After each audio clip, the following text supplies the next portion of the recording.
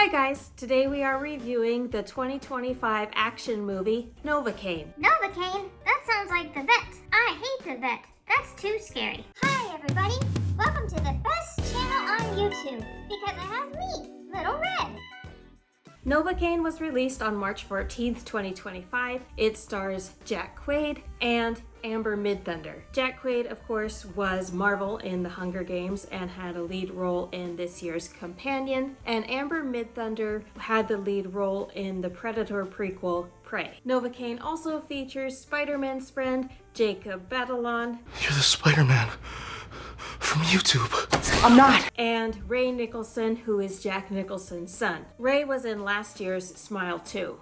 Stop smiling at me! The trailer for Novacaine gives away the plot in that it is about a guy who has a rare genetic disorder where he can't feel pain. He goes on a date with a girl, and the date goes very well. The next day, she is taken hostage by some bank robbers, and the guy decides to use his genetic condition to his advantage while he goes to rescue her. What you see in the trailer is basically what you get, but the movie does do some fun and unexpected things. Don't think if you've seen the trailer you don't have to watch the movie, because it is definitely worth watching. I will get into more details after Link gives you the spoiler disclaimer. I'm going to do my best to make this review spoiler free. However, I do want to be able to give my thoughts about the movie in its entirety, including my opinion about the ending. So if you're one of those people who likes to go into a movie completely blind, Oh, I've heard of this flick. There's a twist in it, isn't there?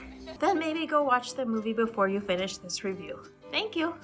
The first interesting thing the movie does is treat the genetic disorder congenital insensitivity to pain with anhidrosis, or CIPA, as a real medical condition, because it is. People with this condition cannot feel pain, nor can they feel hot or cold. They also do not sweat. Because of this, people with this condition have to be very careful. Pain, of course, is a basic evolutionary trait that is necessary for survival. It lets us know when our body is in danger, when it needs to get out of a situation or be treated. People with CIPA are vulnerable to broken bones, to infections, to blood loss, to hypothermia, to heat stroke. There are so many things that the ability to feel pain and temperature protect us from. In the movie, Jack Quaid's character Nathan Kane is shown going about his day-to-day life, doing things that normally we wouldn't even think about, but he has to be extra cautious because of his condition. He is shown taking a shower with a stopper on the water so that it doesn't get too hot. On the corners of his countertops, he has cut out tennis balls for padding, because you'd be susceptible to just walking into things and not even realizing you were covered in bruises. He also blends up all his food and drinks it because he is afraid that if he chews, he could inadvertently bite his tongue completely off. The inability to feel pain may sound cool, but the movie is very careful to show that it is a medical condition that shouldn't be taken lightly or exploited. One interesting thing that the movie touches on is the character Nathan sets an alarm for every 3 hours so that he remembers to urinate. I thought this was interesting, so I looked it up to see if this is a real thing with people with CIPA, and I got conflicting information. Some places said that they can feel the urge to urinate, other places said they can't, but I do know that people with CIPA can feel sensations such as pressure and touch, so I'm wondering if maybe the urge to urinate is more of a pressure sensation, but because it never gets painful, it can be easily ignored, and that's why the character in the movie has to set his alarm. Any hoozlebees?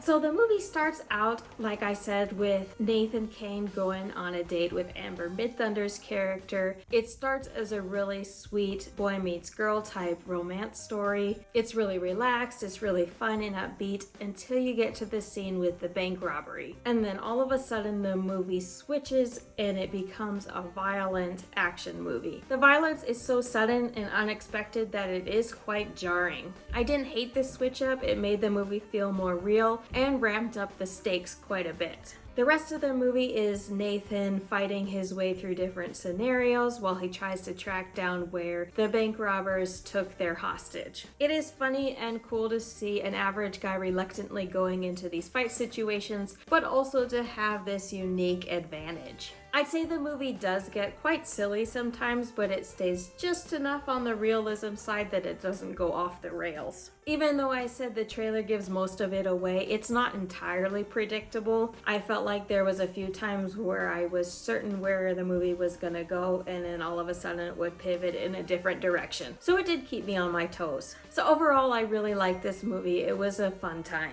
One thing I will say that might turn some people off to this movie is it doesn't shy away from the violence, even violence towards women. There are several graphic scenes of a woman losing a fight quite badly to a man who doesn't pull any punches. We are used to seeing women in fights, of course, like Black Widow and Charlie's Angels, but not really scenes where the woman is at a complete disadvantage and she's getting her butt kicked. It could definitely be understandably triggering for some people. It's not necessarily a negative. I think unfortunately it does add some realism to the movie, but I could see why some people wouldn't want to watch it. Also, there is some graphic body horror. There's a lot of blood. There's a lot of close-up gunshot wounds and an open fracture that's quite gnarly. Again, this isn't necessarily a negative, but some people might have a hard time stomaching it. One true negative that I will mention, at least this was for me, I felt like Ray Nicholson's character was a bit all over the place. He plays one of the bank robbers slash kidnappers, and his performance is just disjointed. It's weird. One minute he's cracking jokes, being the comic relief. Then next it's like they're trying to gain sympathy for him by saying, oh, he's a good guy, he just fell on bad times. And then suddenly he's shooting people at point blank range and punching a woman in the face. I just couldn't really tell what he was going for with this performance. Maybe he was just trying to take after his dad and the unpredictability was the point.